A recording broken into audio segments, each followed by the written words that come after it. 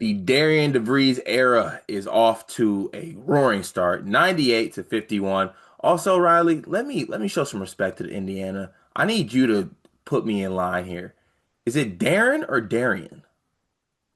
It's spelled Darian. But I it's Darren. always hear people say Darren. Okay. Hey, hand up, Darren. Hand up to the DeVries family, including Tucker and crew. That's on me. Coach D-Rock, shout out to Goodman.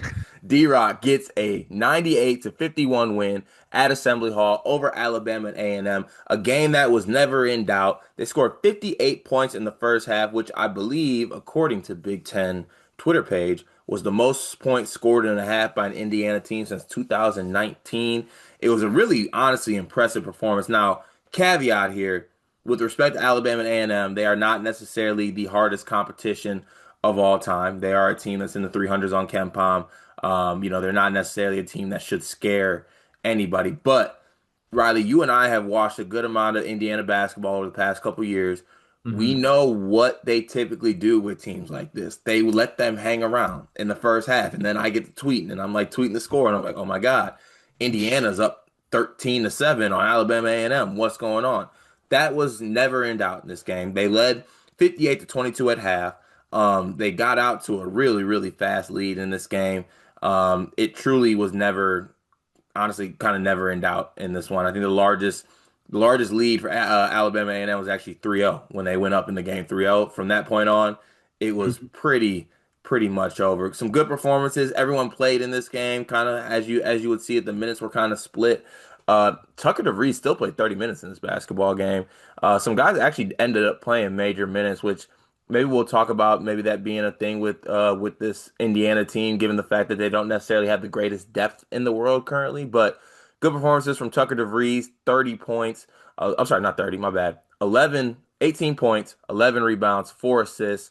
He was really good in this game. Lamar Wilkerson was getting them up. He got a little bit cold in the second half, but he started off hot in this one. Ends up with 19 points. Reed Bailey with a good performance, 21 points. Tatum Connerway, 14 points, 5 assists. Did have 3 turnovers, but another good game from him. Riley, I'll throw it to you for some of your thoughts on Indiana basketball in the first game of the D-Rock era. Yeah, I mean, you mentioned the most points they've scored in a half, and how many years is that now? 6 years since Yeah. 2019. Also, per the Big Ten Network, it was the largest halftime deficit that they have built. Is that the right way to put it? This was the most points they have been up at a halftime since 2011. Yes. I can't remember the exact terminology. No, That's I on think you're me, right. This was Indiana this was the fans. largest. Well, see, the thing is though, if you say the largest deficit, it kind of makes it seem like they were down. Okay, largest halftime lead they Yeah. had built since There we 2011. We go. got there. It took some time, but Carr, even to your point about how Indiana has struggled in these bye games under Mike Woodson, just last year playing a similarly ranked Eastern Illinois team, they were down five at the start of the second half. With like 18 minutes to go in the second half, they were down five. Like we have seen them sort of play with their food with sub 300 teams or just play down to their level of competition to where I don't care how bad Alabama A&M is. They're a middle of the road SWAC team. They have a decent coach. They've had some talent in recent years compared to the rest of the SWAC. It's like they're bad, but they're really like not that bad in terms of like three Kim Pom teams in the 300 ranks. Mhm. Even if they are though, who cares? Like Indiana fans got to be just over the moon watching this offense operate. I think about at the end of the first half, you had Tate and Connerway attacking his man in an ISO situation. There was no one in the paint. The paint was completely empty. The lane was wide open for him to get a bucket as the first half expired. Or even just watching the way this team shares the ball, I think DeVries runs so many good actions. It's like the bigs are setting a down screen or a flare screen for Tuck, and they're rescreening for a ball screen, rolling to the hoop, getting easy looks. The ball movement is great. Whether it's, I mean, Tuck had 4 assists. I think Bailey had 2 or 3. Connerway finished with, let me look. Connerway had some nice ones too. 5 assists. So all in all, it resulted in 23 assists on 36 made baskets. That's awesome. It passes the eye test. It's everything that you're looking for stylistically from DeVries that we were even talking about. When we're getting those clips of the exhibitions in Puerto Rico where it's like, oh, they're taking a bunch of threes and they're sharing the ball. Haven't seen that in Indiana in some time. To just see it translate this seamlessly in your first game, for it to never be in doubt, to build this massive lead, and just to be able to watch it in comfort and a stress-free environment. got to tip my cap to DeVries and Indiana fans. They've been through a lot, and I'm glad to see them at least get this era off with a bang. Yeah, and it's funny because we went to the Discord afterwards in the Indiana channel, and the first thing I wanted to say was like, I know basketball is not all about aesthetics, like that's not a thing, but after what like Mike Woodson was to this team, like aesthetically, just looking at the game outside of the result, it's got to be what's the word? It's got to be just refreshing. They got to feel Hmm. like a little bit of sort of new life. Now, what the results look like long term against better teams, I guess that'll remain to be seen. But this team is shooting threes. They are running better stuff. To your point, I love the actions that they run. Front court wise in this game, I wanted to see them be able to have a dominant performance. Sam Alexis was really good in this game. Only missed one shot from the field, 8 rebounds, and 17 points in 20 minutes. He was also 4-4 from the free throw line. Indiana did not miss any free throws in this game, 16 for 16. Tucker DeVries was incredible on the glass in this game too, which is really good. I think it's going to be really important though too as well because for the questions that you have about Reed Bailey's toughness, because he's a finesse big, right? He's a finesse big. There's questions you have about his toughness, and that might lead to some Hmm. rebounding and defensive concerns. You need Tucker to rebound. Also with Sam Alexis rebound as well. Both those two combined for 19 rebounds in this game. They dominated the glass in this game in general. It's 42 to 19. So look, it's a type of dominant performance that if you're an Indiana fan, you don't want to take too much from it or take too little from it. But when you are thrown on the court with, and this term is negative, but when you are on the court with an inferior opponent at home, Hmm.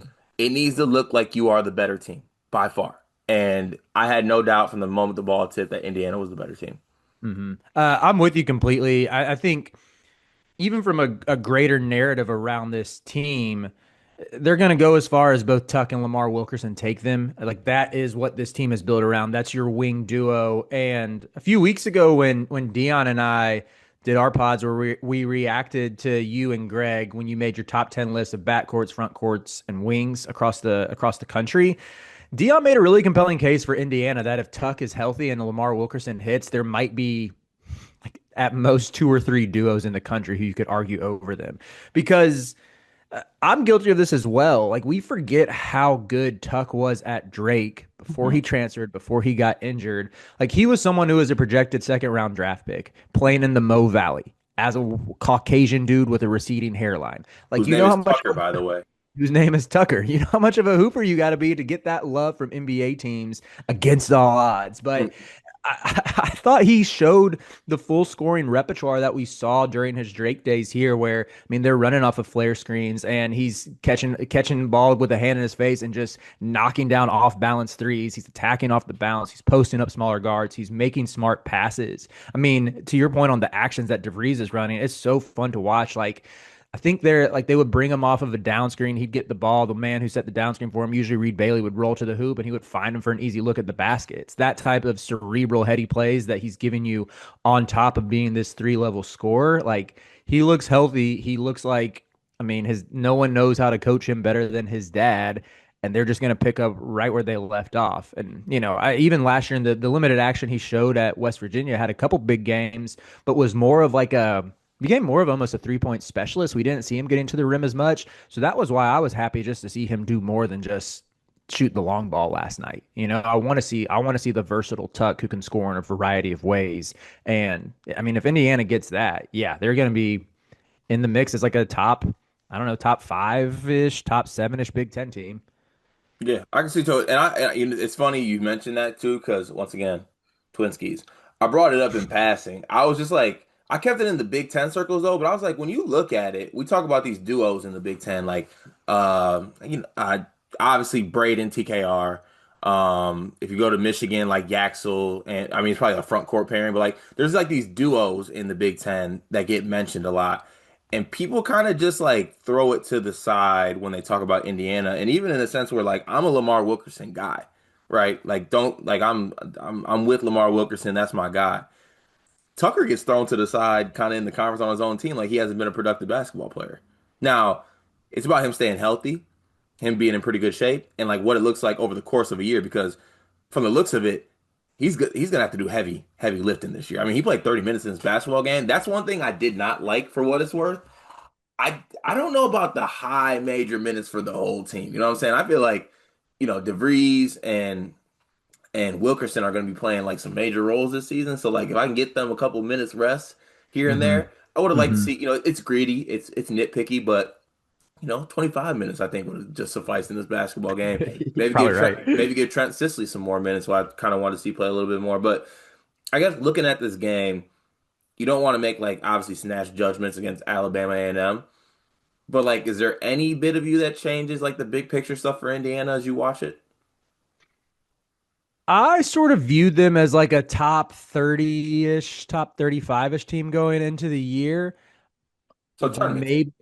Maybe, yeah, like what would that have them be? Like somewhere in the 7 to 9 seed range. Yeah. I didn't necessarily buy, well, I was a little hesitant to buy into the ceiling, even if like Lamar Wilkerson and Tuck both reach their potential, just because like I just don't know how high the ceiling is when Tate and Conaway is your one and Reed Bailey is your five. And I like both of those players a lot, and I thought they both looked awesome last night. Bailey was so active. He was making smart reads. It seemed like he just impacted, like he was just always around the basket and didn't really seem to have any trouble like finishing through contact or giving you some like he had, I think, let's see, he finished with 4 dunks by my count last night. Indiana as a team had 13. Love seeing that.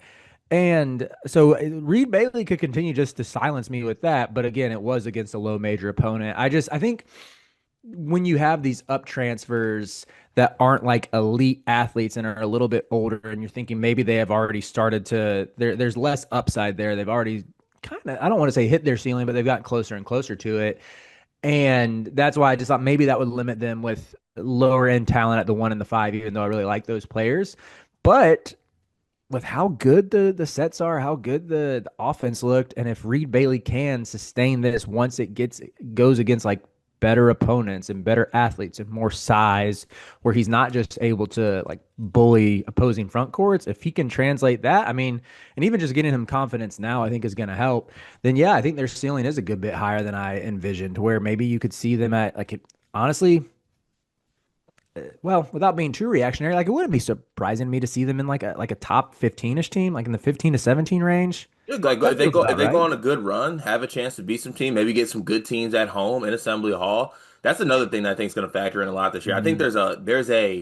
there's a just a good-ish feeling about this because they don't have to watch Mike Woodson anymore. Like Yeah. that's kind of what they're getting from a lot of that. And look, Mike Woodson's an Indiana legend, so show my guy some respect. By the way, really holding it down on the Kings bench. I see you, Woody. I miss you, Stink. But yeah, I think there's gonna be a good amount of positivity surrounding this team, and I think that's gonna be good for the fan base. And I think it'll be good for just Assembly Hall. Like I think it's gonna be packed out. I think it's gonna be hype. They love the coach. They love the team. So it should all be fun. I'll be watching it very closely. And at the end of the day, this is a team that missed the tournament, right? Last year. The- If they're in the tournament this year in year one, that's really all that should be expected. So they should be happy. So shout out to Indiana with the big victory in this one. Never in doubt. We will have all Indiana previews and recaps here up on the channel. So be sure to check that out, and we will catch y'all next time.